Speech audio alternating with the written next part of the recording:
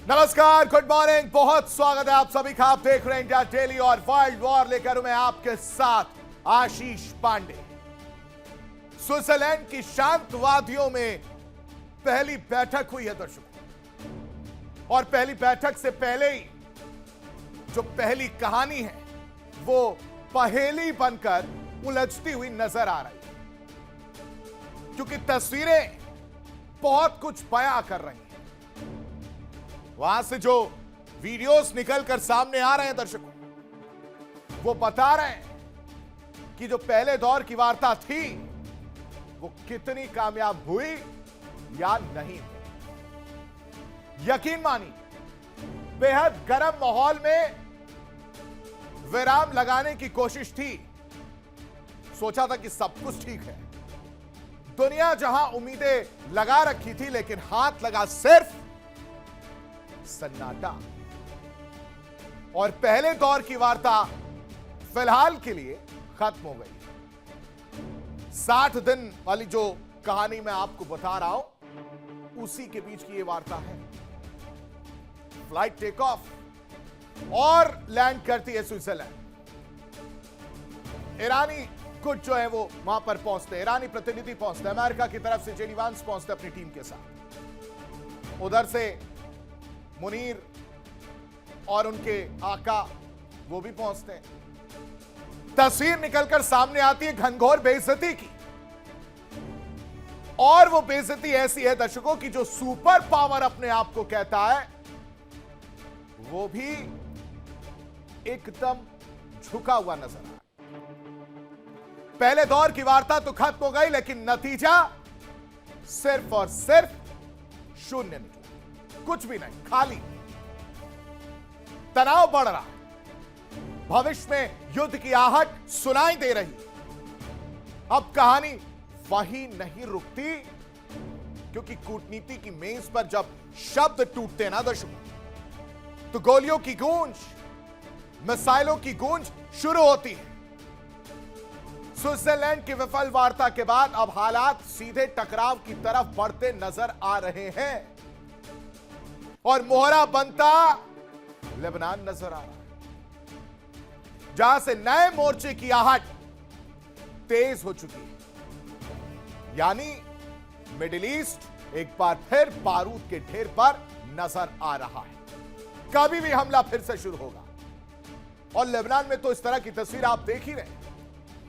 एक तरफ ट्रंप अपनी हरकतों से बाज नहीं आ रहे, धमकियां देना, चेतावनी देना, चैलेंज करना, और तो और टाइमिंग देखिए। मतलब एक तरफ अपनी टीम को भेज दिया बातचीत के लिए, और दूसरी तरफ धमकियां दे रहे हैं, दूसरी तरफ अपनी रणनीति को धार दे रहे हैं। और बीच में कौन फंसा है? बीच में फंसा है पूरा क्षेत्र, जहां हर कदम अब जंग की दिशा में बढ़ता दिख रहा है। इधर इजराइल के प्रधानमंत्री नेतन्याहू का रुख और ज्यादा सख्त होता जा रहा है, नाराजगी बढ़ती जा रही है। इरादा लेकिन नहीं बदल रहा। इरादा एक ही है, सपना एक ही है, और उस सपने को पूरा करने के लिए एड़ी चोटी का जोर इजराइल लगा रहा है। नया बयान आया है दर्शकों, आने वाले बड़े फैसलों का जो बयान है वो संकेत माना जा रहा है, जो पूरे क्षेत्र को आग में झोंक सकता है। इधर ये कहानी तो चल रही है, इधर ये पिक्चर तो मैं आपको दिखा रहा हूं, लेकिन दूसरी तरफ एशिया में ड्रैगन अपनी सैन्य ताकत का नया चेहरा दिखा रहा है। DF-17 हाइपरसोनिक मिसाइल की दहाड़ ने वैश्विक सुरक्षा समीकरण हिला दिए, सब भौचक्के हो गए। और दर्शकों, यह सिर्फ एक हथियार नहीं है, बल्कि उस नए युग का संकेत है, जहां युद्ध की रफ्तार भी अब ध्वनि से आगे निकल चुकी है, यानी साउंड से आगे निकल चुकी है। अब सवाल यह नहीं कि तनाव बढ़ेगा या नहीं, सवाल यह है कि अगली चिंगारी कब और कहां गिरेगी, और क्या दुनिया फिर किसी बड़े टकराव की ओर बढ़ रही है। अगले 1 घंटे आपको ये सारी पिक्चर में दिखाऊंगा, सब कुछ क्लियर करता हुआ नजर आऊंगा। और अब वर्ल्ड वॉर में बात करेंगे आज की 4 बड़ी खबरों की, जिस पर विश्लेषण करते हुए नजर आएंगे। ये 4 बड़ी खबरें तस्वीर बताती हैं दर्शकों की किस तरह से वर्ल्ड वॉर में स्थिति बदलती हुई नजर आ रही है, कैसे डोनाल्ड ट्रंप की एक चेतावनी ने पूरा गेम प्लान चेंज कर दिया है, कैसे डोनाल्ड ट्रंप की एक हरकत ने ईरान को एक बार फिर से आक्रामक रुख अख्तियार करने पर मजबूर कर दिया। ये आपके सामने रखूंगा। सबसे पहले आपको बता देता हूं जिस खबर पर हम चर्चा करेंगे, जिस पर विश्लेषण करते हुए नजर आएंगे, वो इस वक्त की पहली खबर, पहले दौर की वार्ता। आखिर निकला क्या निकला? आप सूट बूट में तैयार होकर फ्लाइट में बैठकर टेक ऑफ करते हैं, स्विट्जरलैंड में उतरते हैं, जिनेवा में उतरते हैं, और उसके बाद से आप एक जगह पहुंचते हैं और वहां पर अपनी घनघोर बेइज्जती कराकर चले आते हैं। यही हुआ है और यही निकला, कुछ भी नहीं हुआ। ईरानी प्रतिनिधि मंडल पहुंचता है, सबको लगता है कि भाई साहब चलो बहुत बड़ी बात है, 2 दुश्मन एक मेज पर नजर आएंगे, बातचीत होगी, कुछ अच्छा होगा, गुड गुड सा लगेगा, मीठा मीठा सा लगेगा। लेकिन यकीन मानिए दर्शकों, सब कुछ कड़वा था, कुछ भी अच्छा नहीं हुआ। ये जो तस्वीर आप देख रहे हैं, इस तस्वीर को और विस्तृत रूप से आपको दिखाऊंगा और बताऊंगा कि कैसे सुपर पावर समझने वाला अपने आप को अमेरिका अपनी घनघोर बेइज्जती कराकर आया। बेइज्जती बड़े मंच पर, और साथ किसने दिया? उसके छुटभइये नेता ने, यानी उस आतंकिस्तान ने। उसके एक्सप्रेशन देखकर तो आपके होश फाख्ता हो जाएंगे, आप सोचने में मजबूर हो जाएंगे किस तरह से बेइज्जती करा रहे। और ईरान ने एक कड़ा मैसेज दिया इसी दौरान, गए थे बातचीत करने के लिए। 60 दिन के तहत यह हुआ था कि अंतिम फैसला तय किया जाएगा, जो बाकी के मुद्दे हैं उन पर बातचीत की जाएगी, स्ट्रेट ऑफ हॉर्मुज को लेकर बातचीत होगी, परमाणु हथियारों को लेकर बातचीत होगी, यह सब कुछ होगा। लेकिन भाई साहब यकीन मानिए, फोटो सेशन कराने के लिए भी जिस आतंकिस्तान के एक्सप्रेशन उड़ गए, वो भी परेशान नजर आ। बताऊंगा विस्तृत रिपोर्ट, पूरी पिक्चर आपको बड़े इत्मीनान से 1 घंटे दिखाऊंगा। लेकिन दूसरी बड़ी खबर आपको बता देता हूं, जिस पर विश्लेषण करते हुए नजर आएंगे। दूसरी बड़ी खबर है कि फिर से जंग के लिए तैयार है और मोहरा लेबनान। बिल्कुल 100% सटीक बात बता रहा हूं। लेबनान को लेकर कहानी क्या सामने आती है? लेबनान इस वक्त हर जगह से पीड़ित नजर आ रहा है, और उसके बाद लेबनान की गुस्सा कहिए या रिएक्शन कहिए कि पिट तो रहा है, मार तो खा रहा है, हमले हो रहे हैं, उसके बाद भी लेबनान की तरफ से ईरान को कहा जाता है कि हम निपट लेंगे। आपको याद हो कि जब एमओयू साइन हो रहा था, या यूं कहें कि एमओयू साइन होना था, उसमें एक मुद्दा था लेबनान को लेकर भी कि लेबनान पर हमले नहीं होंगे, लेकिन हमले हो रहे थे। कर कौन रहा? कर वो रहा है जो पहले दोस्त था अमेरिका का, वो नाराज हो गया। बीवी इतने गुस्से में है, कह रहे कि हम अपना सपना पूरा करके रहेंगे, और उसकी वजह से लगातार हमला हो रहा है। और अभी भी लेबनान ही मोहरा है, लगातार हमले हो रहे हैं, और इसलिए यकीन मानिए कि ये 60 दिन वाली जो रणनीति है ना, ये जो पूरा गेम प्लान, ये धराशायी होकर रहेगा, ये मैं आपको बता रहा हूं। इसकी इनसाइड स्टोरी आपके लिए मैं लेकर आया हूं कि कैसे एक बार फिर से जंग की आहट या जंग के लिए तैयारी देखने को मिल रही है लेबनान की वजह से, वो भी आपको समझाऊंगा। लेकिन तीसरी बड़ी खबर जिस पर चर्चा करना बेहद जरूरी है, वो है कि नेतन्याहू का नया इरादा आग लगाते हुए नजर आएगा,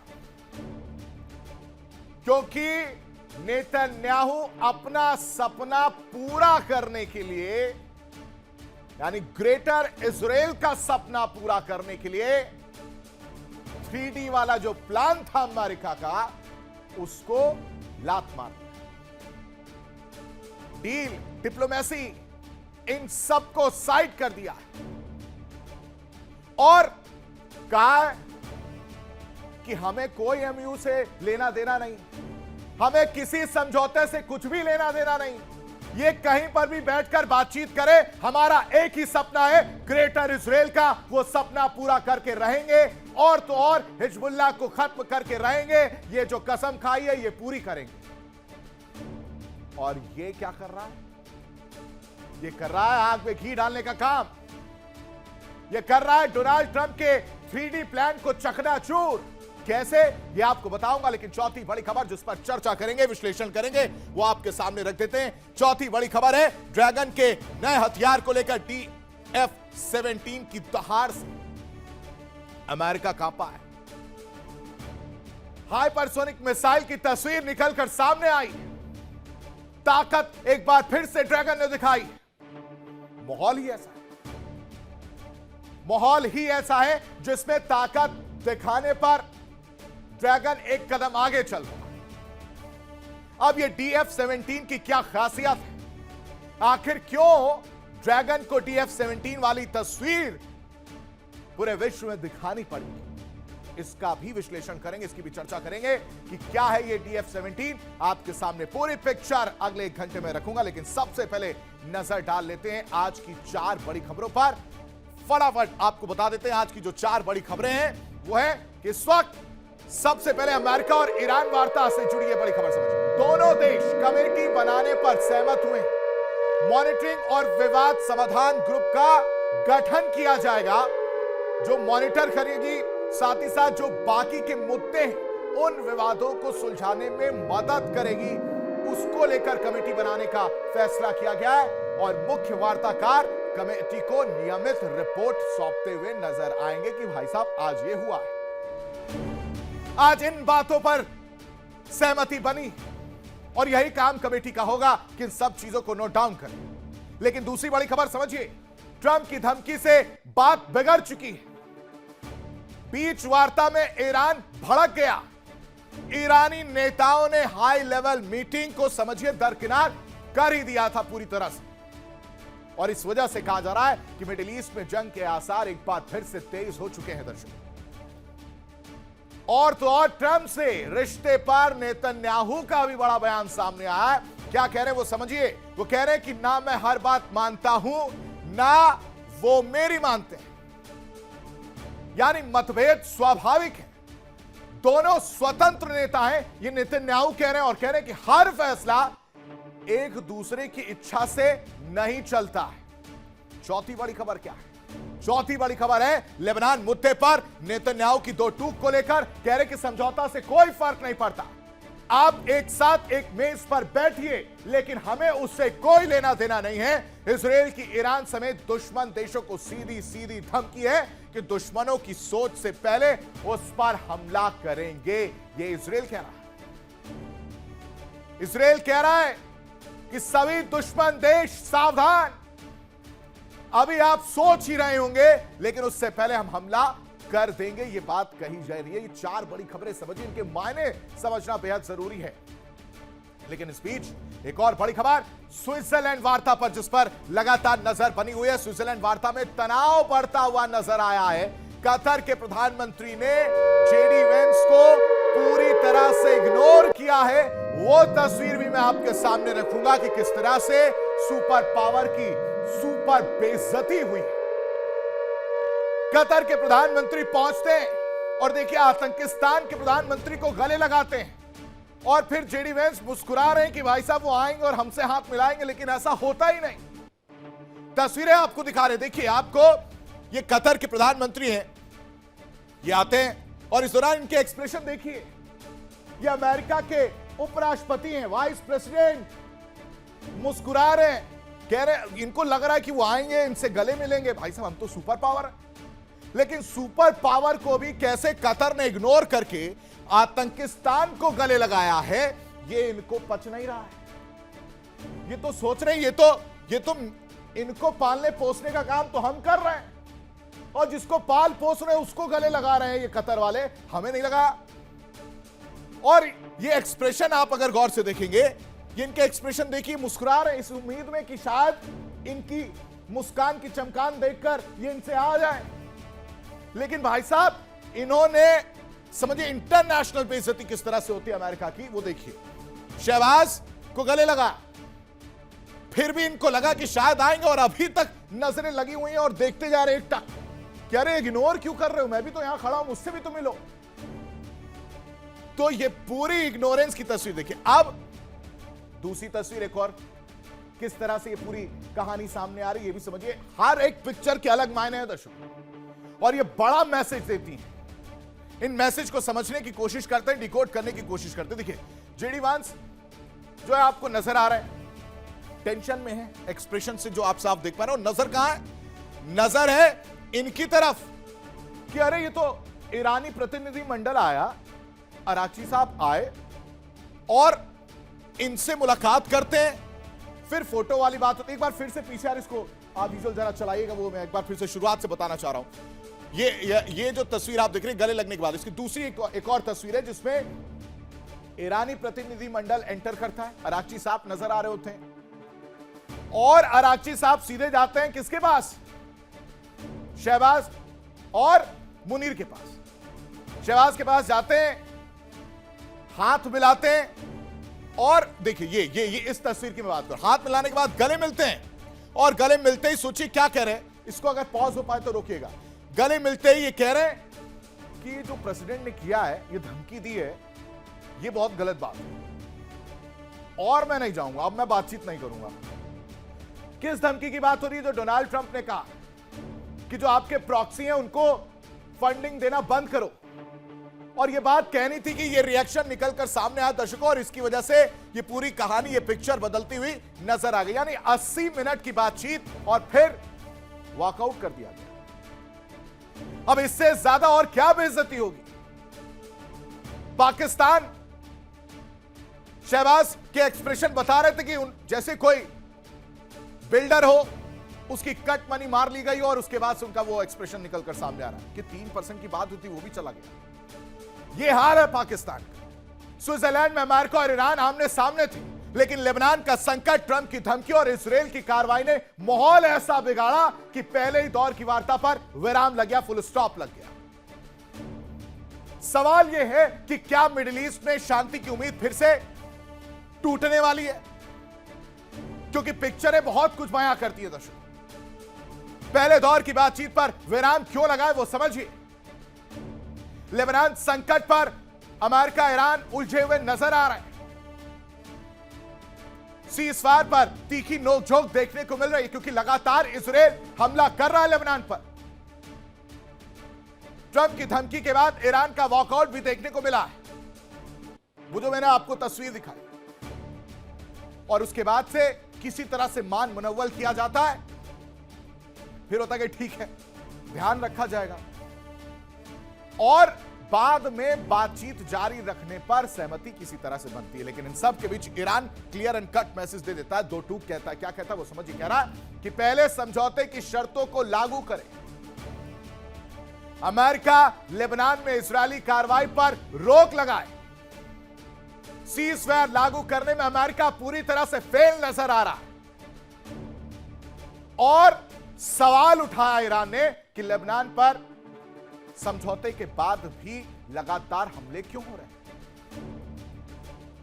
यह सब कुछ हुआ 80 मिनट की बैठक में, कुछ भी नहीं निकला, वो भी आपको समझाने की कोशिश करते हैं। यह हुआ था कि प्रतिबंधों में राहत मिल जाएगी, चर्चा हुई। यह हुआ कि ईरान की फ्रीज संपत्तियां रिलीज हो जाएंगी, चर्चा हुई। यह हुआ कि क्षेत्रीय तनाव कम होगा, संघर्ष खत्म करने के लिए रोडमैप बनेगा। इन सब मुद्दों पर चर्चा हुई, लेकिन निकला क्या? जीरो, कुछ भी नहीं। कमेटी बना दी गई और इन सब के पीछे मिस्टर प्रेसिडेंट को यह क्रेडिट जाता है, क्योंकि धमकी से पूरा तनाव बढ़ गया। लेबनान में सहयोगी समूहों की नियंत्रित करने की चेतावनी ईरान ने बयान को उकसावे वाला बताया। ईरानी प्रतिनिधिमंडल ने कुछ देर के लिए बैठक छोड़ दिया, संयुक्त तस्वीर और हैंडशेक से भी पूरी तरह से इनकार कर दिया जो वहां पर हाथ मिलाना था। ईरान ने तो किया ही किया, कतर ने भी साइडलाइन कर दिया। संकेत नेतन्याहू ने भी दिए, कह रहे हैं कि दक्षिणी लेबनान में इजरायली सैन्य मौजूदगी रहेगी, सुरक्षा क्षेत्र जरूरत पड़ने तक बना रहेगा और हर मुद्दे पर अमेरिका इजराइल की सहमति बिल्कुल भी जरूरी नहीं है। रिपोर्ट देखिए।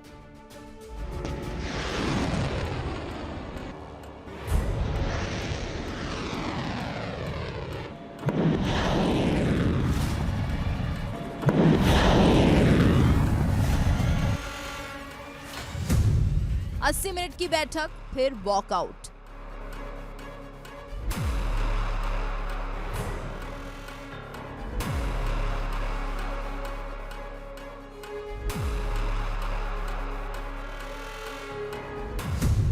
लेबनान संकट पर उलझी अमेरिका ईरान।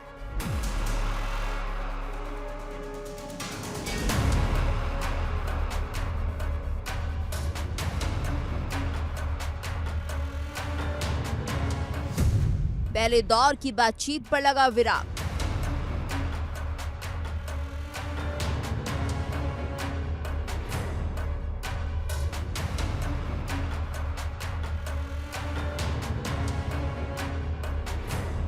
चार महीने से जल रहे मिडिल ईस्ट को शांत करने के लिए स्विट्जरलैंड में अमेरिका और ईरान के बीच बड़ी बैठक बुलाई गई थी। उम्मीद थी कि युद्ध विराम, प्रतिबंधों में राहत और रिश्तों की नई शुरुआत पर बात आगे बढ़ेगी, लेकिन शुरुआत से ही बातचीत की मेज पर तनाव हावी रहा।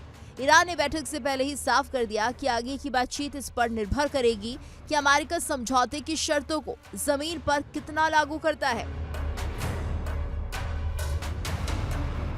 और लेबनान में इजरायली सैन्य कार्रवाई को रोकने के लिए कितना दबाव बनाता है। करीब 80 मिनट तक चली इस बैठक में प्रतिबंधों में राहत और ईरान की फ्री संपत्तियों को जारी करने से अहम मुद्दों पर चर्चा हुई।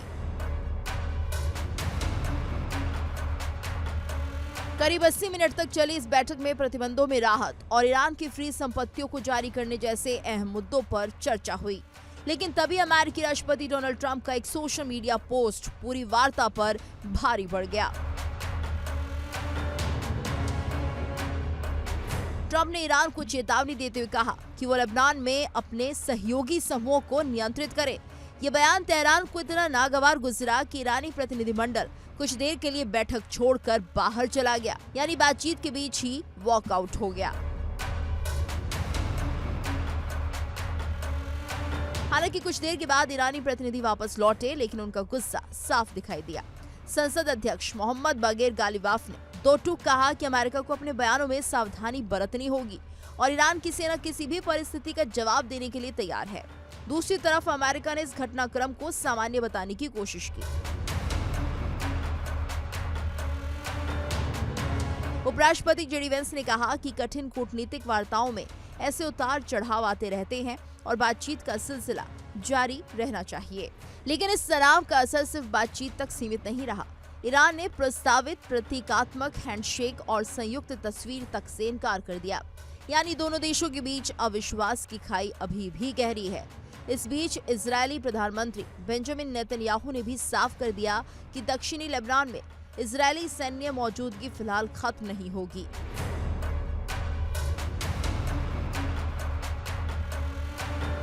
नेतन्याहू ने कहा कि इजरायल अपनी सुरक्षा के लिए बनाए गए बफर जोन को जरूरत पड़ने तक बनाए रखेगा। यानी एक तरफ अमेरिका शांति वार्ता की बात कर रहा है, तो दूसरी तरफ इजरायल लेबनान में सैन्य कार्रवाई जारी रखने के संकेत दे रहा है और ईरान उसे समझौते की पहली शर्त के उल्लंघन के तौर पर देख रहा है।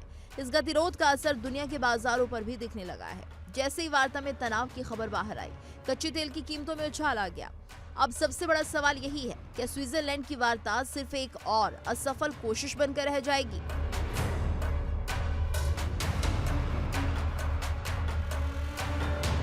क्या लेबनान का मोर्चा अमेरिका और ईरान के बीच नई टकराव की वजह बनेगा? और क्या मिडिल ईस्ट एक बार फिर शांति की मेज से उठकर संघर्ष के नए दौर में प्रवेश करने जा रहा है?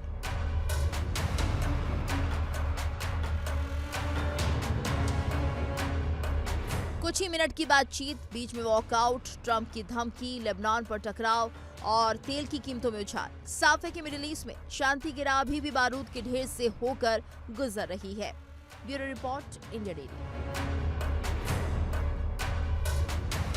एक और बड़ी खबर, इजरायली पीएम नेतन्याहू का बड़ा ऐलान इस वक्त की ये सबसे बड़ी खबर। कह रहे कि दक्षिणी लेबनान में सेना बनी रहेगी, ईरान को परमाणु हथियार नहीं बनाने देंगे। ये फैसला जो है ये अडिग रहने वाला है, इजराइल का रुख नहीं बदलेगा। यानी अब आप समझिए कि कल तक जो पीस डील की बातें हो रही थी, आज मिसाइलें दागी जा रही हैं। कल तक कूटनीति के मंच सजाए गए थे, आज युद्ध के मैदान में बारूद बरस रहा है। और सबसे बड़ा सवाल यही है दर्शकों, क्या नेतन्याहू सिर्फ अपने दुश्मन को खत्म करना चाहते हैं या उनके दिमाग में उससे कहीं बड़ा प्लान चल रहा है? मैं लाता हूं पिक्चर। ईरान अमेरिका डील के बाद भी अब तक कुछ भी नहीं बदला है, यह क्लियर है। पीस डील के पहले भी बम बरस रहे थे और अब भी हमले हो रहे हैं। सवाल है कि क्या पश्चिम एशिया में शांति सिर्फ एक छलावा थी?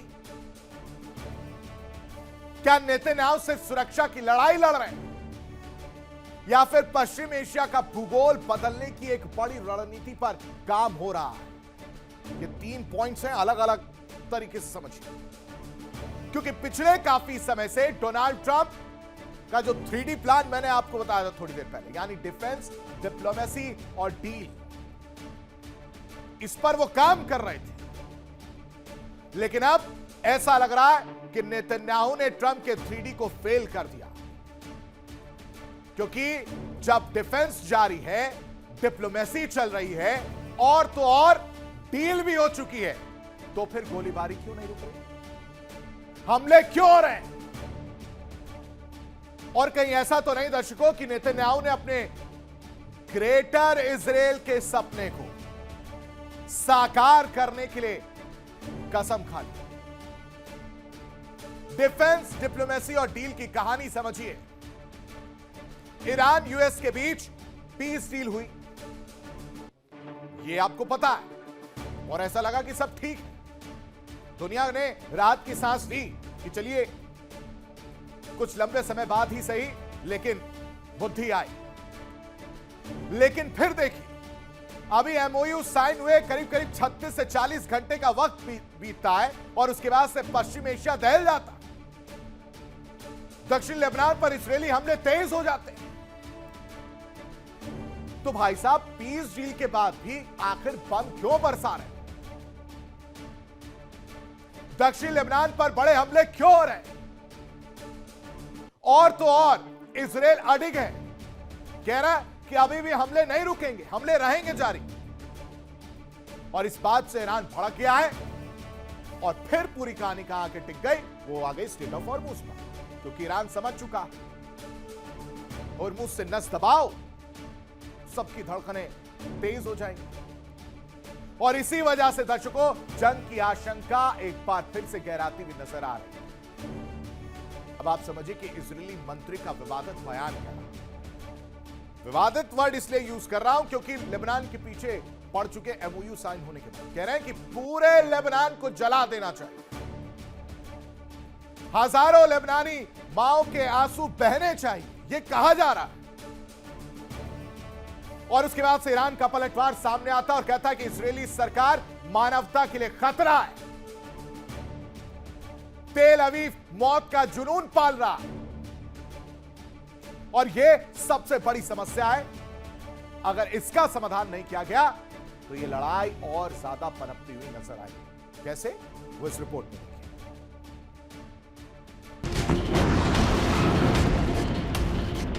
डिफेंस, डिप्लोमेसी और डील।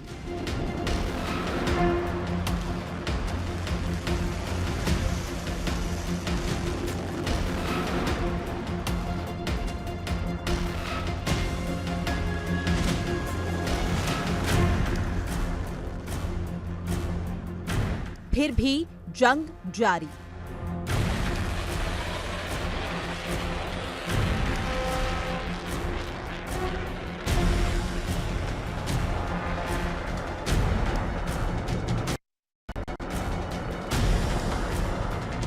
ग्रेटर इजराइल के मिशन पर नेतन्याहू।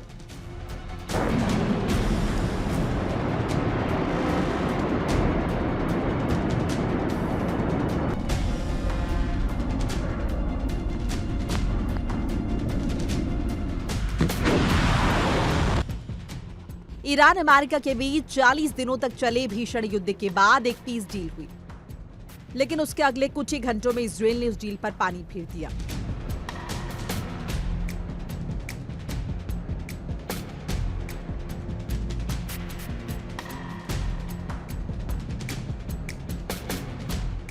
कल तक दुनिया को बताया जा रहा था कि बातचीत होगी, तनाव कम होगा, युद्ध टलेगा, शांति का रास्ता निकलेगा, लेकिन आज पश्चिम एशिया फिर बारूद की गंध से भर गया है। कल तक पीस डील की बातें हो रही थी, आज मिसाइल्स दागी जा रही हैं। कल तक कूटनीति के मंत्र सजाए जा रहे थे, आज युद्ध के मैदान में बारूद बरस रहा है। और सबसे बड़ा सवाल यही है कि क्या बेंजामिन नेतन्याहू सिर्फ अपने दुश्मन को खत्म करना चाहते हैं या उनके दिमाग में उससे कहीं बड़ा प्लान चल रहा है। पीस डील के बाद भी लेबनान पर लगातार हमले करना, ये सब केवल इजरायल की सुरक्षा रणनीति है या फिर इसके पीछे छिपा है वो विचार जिसे दुनिया ग्रेटर इजरायल के नाम से जानती है। लेकिन पहले समझिए कि आखिर पीस डील के बाद क्या हुआ। पीस डील के फौरन बाद इजरायल ने लेबनान पर बड़े हमले किए। इतना ही नहीं, इजरायल ने धमकी दी कि हमले बंद नहीं होंगे। इजरायली राष्ट्रीय सुरक्षा मंत्री बेन गुविर ने कहा कि दक्षिणी लेबनान में घरों को नष्ट करना बंद नहीं कर सकते। इन हमलों के बाद ईरान बौखला गया और कुछ देर के लिए हॉर्मुज स्ट्रेट फिर से बंद किया गया। पश्चिम एशिया में फिर टेंशन चरम पर पहुंच गई। थोड़ा हालात सामान्य हुए और फिर हॉर्मुज स्ट्रेट खोल दिया गया, लेकिन इसके बाद भी इजरायल की धमकी लगातार जारी रही। इजरायल के सुरक्षा मंत्री इतमार बेन ग्विर ने कहा कि पूरे लेबनान को जला देना चाहिए। एक इजरायली मां के बदले हजारों लेबनानी माओं के आंसू बहने चाहिए। इजरायल के इस बयान के बाद ईरान में जबरदस्त गुस्सा देखा गया। ईरान के विदेश मंत्री अब्बास अरागची ने एक पोस्ट में कहा कि किसी ऐसे वैसे सिरफिरे या नरसंहार करने वाले पागल व्यक्ति की बकवास नहीं है। ये इजरायली सरकार के राष्ट्रीय सुरक्षा मंत्री की एक सार्वजनिक पोस्ट है। टेल अवीव में स्थित नरसंहार करने वाला और मौत का जुनून रखने वाला ये गुट पूरी मानवता के लिए खतरा है। ये सभी इंसानों के लिए खतरा है। इसकी एकमात्र दिलचस्पी हमेशा युद्ध जारी रखने में है। यानी दर्शकों समझिए कि भले ही 60 दिनों के लिए पीस डील पर साइन हो गए, लेकिन हालात बिल्कुल वैसे ही हैं जैसे पीस डील के पहले थे। आखिर इजरायल क्यों नहीं रुक रहा है? तो अब समझिए कि इस अंतहीन बारूद, इस खूनी जिद और पीस डील को ठेंगा दिखाने के पीछे की असली इनसाइड स्टोरी क्या है। इसके पीछे बेंजामिन नेतन्याहू का वो सपना जिसे ग्रेटर इजरायल कहा जाता है, और उस सपना को पूरा करने के लिए, उस सपने को पूरा करने के लिए आप समझिए केड़ी चोटी का जोर लगा सकते हैं नेतन्याहू। दुश्मनों को खत्म करने की नीति अपनाई गई है। इजरायल का सपना है कि पड़ोसियों को कमजोर करो, विरोधी गुटों को खत्म करो और फिर आगे बढ़ो।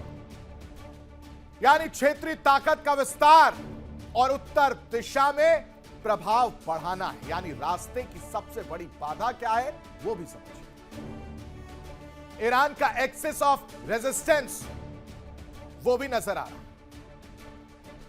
कैसे, वो इस रिपोर्ट में।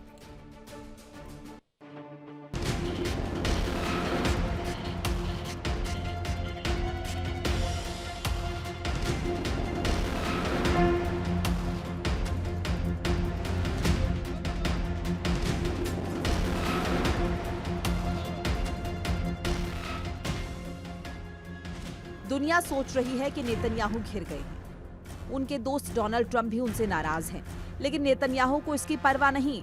नेतन्याहू के दिमाग में पनप रहा है वो प्लान जिसके बारे में उन्होंने कभी खुलकर बात नहीं की, लेकिन माना जाता है कि ग्रेटर इजरायल के अपने सपने पर वो तेजी से काम कर रहे हैं। इसकी शुरुआत वो पिछले साल ही कर चुके हैं। इजरायल ने सितंबर 2025 में वेस्ट बैंक में एक बस्ती परियोजना के विस्तार को मंजूरी दी थी। नेतन्याहू का कहना है कि कोई भी फिलिस्तीनी स्टेट नहीं होगा। नेतन्याहू के ग्रेटर इजरायल के नक्शे में कौन कौन से देश आते हैं जिन पर कब्जा करने की सोच इस एजेंडे का हिस्सा है। रिपोर्ट्स के मुताबिक ग्रेटर इजरायल में पूरा फिलिस्तीन शामिल है, जिसमें वेस्ट बैंक और गाजा पट्टी का नामो निशान मिटाकर उसे पूरी तरह इजरायल में मिलाना शामिल है। दूसरे नंबर पर है जॉर्डन, ये इजरायल का पूर्वी पड़ोसी देश है। तीसरे नंबर पर है लेबनान, जिसका नामो निशान मिटाने की धमकी खुद इजरायली मंत्री दे रहे हैं। इसके अलावा सीरिया के बड़े हिस्से पर भी इजरायल की नजर है। जहां इजराइल पहले से ही गोलन हाइट्स पर काबिज है और लगातार हमले कर रहा है। इराक के कुछ हिस्से भी, सऊदी अरब का उत्तर पश्चिमी हिस्सा भी शामिल है, यानी तेल के कुओं और अरब की इस धरती का एक बड़ा भूभाग। यह है ग्रेटर इजराइल का वो सपना जिसके सामने नेतन्याहू के लिए किसी अंतर्राष्ट्रीय कानून, किसी संयुक्त राष्ट्र और किसी पीस डील की कोई कीमत नहीं है। नेतन्याहू अच्छी तरह जानते हैं कि अगर ग्रेटर इजराइल के नक्शे की तरफ कदम बढ़ाना है तो उनके रास्ते में सबसे बड़ा रोड़ा ईरान का एक्सेस ऑफ रेजिस्टेंस है, जिसका सबसे मजबूत मोहरा लेबनान का हिजबुल्लाह है। जब तक हिजबुल्लाह मजबूत रहेगा तब तक इजराइल उत्तर की तरफ अपनी सीमाएं नहीं फैला सकता।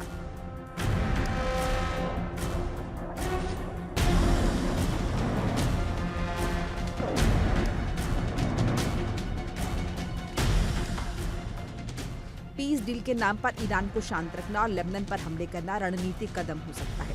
इजराइल अपने पड़ोसियों को इतना कमजोर करना चाहता है जिससे कोई भी आंख न दिखा सके। यानी साफ है कि नेतन्याहू आज उस मुकाम पर खड़े हैं जहां उन्हें ना तो अंतर्राष्ट्रीय अदालतों का डर है, ना दुनिया की धिक्कार की परवाह और ना ही अपने देश के अलग थलग पड़ने का खौफ। उनके सिर पर ग्रेटर इजराइल के इतिहास पुरुष बनने का भूत सवार है। Bureau report, India daily.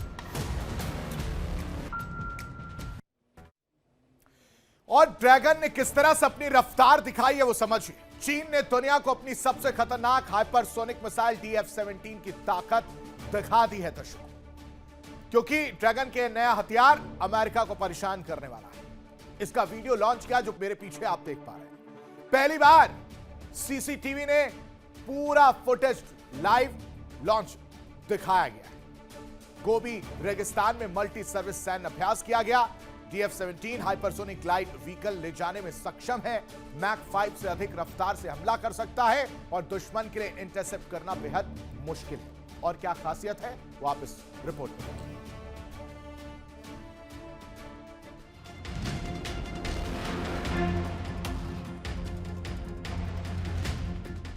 देखिए। DF-17 की दहाड़,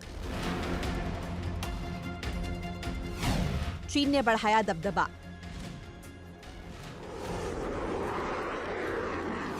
अमेरिका की बढ़ी टेंशन।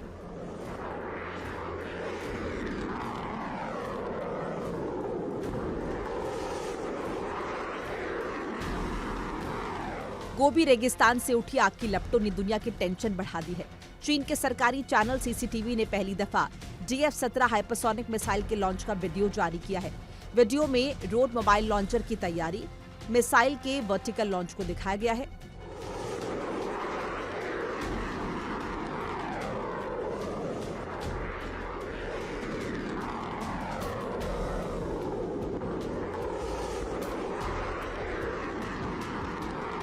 जिसे चीन अपनी बढ़ती सैन्य ताकत का प्रतीक बता रहा है। DF-17 कोई साधारण मिसाइल नहीं है, यह हाइपरसोनिक ग्लाइड व्हीकल से लैस है, जिसकी रफ्तार मैक 5 यानी आवाज की गति से 5 गुना ज्यादा है। इसकी मारक क्षमता 1800 से 2500 किलोमीटर तक बताई जा रही है। सबसे बड़ी बात यह है कि उड़ान के दौरान दिशा बदल सकती है, जिससे इसे ट्रैक करना, इंटरसेप्ट करना बेहद मुश्किल होता है। जानकार मानते हैं कि वीडियो के जरिए चीन ने फर्स्ट आइलैंड चेन में अपनी क्षमता का सैन्य प्रदर्शन किया। यही वो इलाका है जहां अमेरिका और उसके सहयोगी चीन की समुद्री गतिविधियों पर नजर रखते हैं। ऐसे में DF-17 का सार्वजनिक प्रदर्शन एक सैन्य संदेश से ज्यादा एक रणनीतिक चेतावनी माना जा रहा है। चीन ने केवल DF-17 ही नहीं दिखाई, बल्कि गुआम किलर कही जाने वाली DF-26 मिसाइल की झलक दी।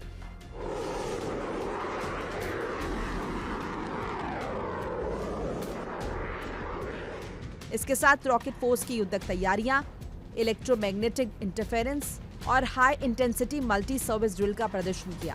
साफ है कि बीजिंग अपनी मिसाइल फोर्स को हर परिस्थिति में लड़ने के लिए तैयार बता रहा है। ड्रैगन की रफ्तार अब दुनिया के लिए नई चुनौती बन रही है। सवाल सिर्फ एक मिसाइल का नहीं, बल्कि उस बदलते सामरिक समीकरण का है जिसमें चीन साफ संदेश दे रहा है, अगर टकराव हुआ तो जवाब भी हाइपरसोनिक होगा।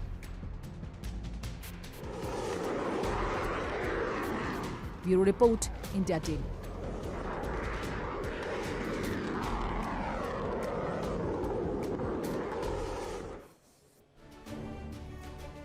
फिलहाल वर्ल्ड वॉर में अभी के लिए बस इतना ही। देश और दुनिया की तमाम बड़ी खबरों के लिए बने रहिए इंडिया डेली के साथ। इंडिया डेली अब आपके स्मार्ट टीवी पर भी मौजूद है। इंडिया डेली 24/7 अब आप इन सभी प्लेटफॉर्म पर लाइव देखिए इंडिया डेली 24/7 अब आपके स्मार्ट टीवी पर। इंडिया डेली मौजूद है सभी डिजिटल प्लेटफॉर्म पर लाइव और लगातार।